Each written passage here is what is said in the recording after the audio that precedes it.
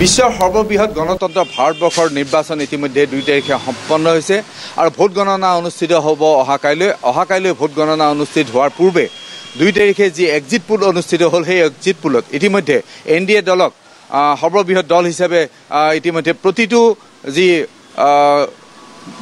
প্ৰতিটো যি অনুষ্ঠান আছে অনুষ্ঠানে ইতিমধ্যে প্ৰকাশ কৰিছে। মোৰ লগত একাংশ স্থানীয় লোক আছে, মই মঙললৈ উপস্থিত আছোঁ আৰু মঙললৈত কিছুসংখ্যক লোকৰ লগত মই কথা পাতিব বিচাৰিছোঁ। প্ৰথমতে মই যাব বিচাৰিছোঁ বিজেপি দলৰে এগৰাকী মুখপাত্ৰ আছে, তেওঁৰ পৰা জানিব বিচাৰিছোঁ যে আপোনালোকৰ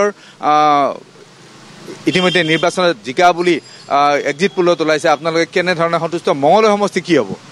এক্সিট পোলৰ আগতে আমি জানো যে চৰকাৰখন পুনৰ গঠন হ'ব। নৰেন্দ্ৰ মোদী ডাঙৰীয়াৰ প্ৰতি ভাৰতবৰ্ষৰ মানুহৰ আস্থা আৰু বিশ্বাস আছে, পুনৰবাৰ চৰকাৰ গঠন হোৱাটো নিশ্চিত।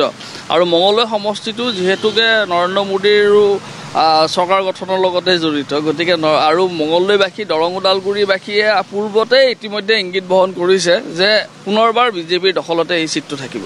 কিমানমান ভোটৰ ব্যৱধান হ'ব বুলি আপোনালোকে ভাবে? 3.5 লাখ 4 লাখৰ এটা বৃহৎ ব্যৱধানত জয়লাভ কৰিব দিলীপ শইকীয়া ডাঙৰীয়াই। মই আপোনাৰ পৰা জানিব বিচাৰিম, যিহেতুকে আপুনি এছপি দলক প্ৰতিনিধিত্ব কৰিছে, আপোনাৰ পৰা জানিব বিচাৰিম যে আপোনালোকে এই এক্সিট পোলক কেনেধৰণে লৈছে, কি ধৰণে আপোনালোকৰ দৰং ওদালগুৰি সমষ্টিত এইবাৰ?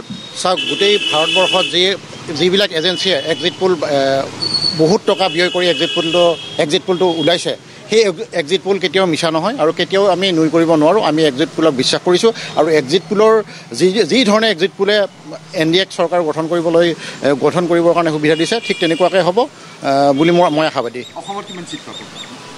অসমত NDA চিট পাব 11খন। আৰু লোক আছে, মই আপোনাৰ পৰা জানিব, যিহেতুকে আপুনি দৰং ওদালগুৰিৰ ভোটাৰ, আপোনাৰ পৰা জানিব বিচাৰিম যে আপুনি কি ভাবিছে এইবাৰ নিৰ্বাচনত কোন জিকিব? এক্সিট পোলেতো বিজেপি বুলি ছাৰ, বিজেপি হ'লে জিকিবই লাগিব 100%। বিজেপি আহিয়াতো খাটাং, ইয়াতে আৰু কোনো কথাই নাই। আৰু দৰং ওদালগুৰি বিজেপি আহিব 100% খাটাং। আৰু লোক আছে, কি ক'ব আপুনি? দৰং ওদালগুৰিত কোন হ'ব? এক্সিট পোল আপুনি মানি লৈছেনে? এক্সিট পোল বুলিলে আমি ঠিক আপ ডাউন হয় বুলি আমি জানিছোঁ, চাই আহিছোঁ, কিন্তু একক সংখ্যাগৰিষ্ঠ বিজেপি দলে যে পাব এইটো নিঃসন্দেহ।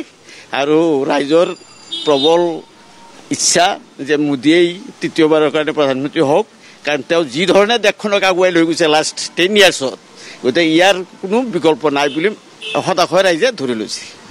আৰু লোক আছে, মই আপোনাৰ পৰা জানিব বিচাৰিম, আপুনি কি ক'ব যে আজি দিনটো বাকী, কাইলৈ ভোট গণনা হ'ব, দৰং ওদালগুৰিত কি হ'ব? বিজেপি আহিব বুলি মানে হেৰি কৰা যায় আৰু খাটাং কৰা যায়। আৰু এক্সিট পোলক আপোনালোকে মানি লৈছোঁ তাৰমানে। কি ক'ব?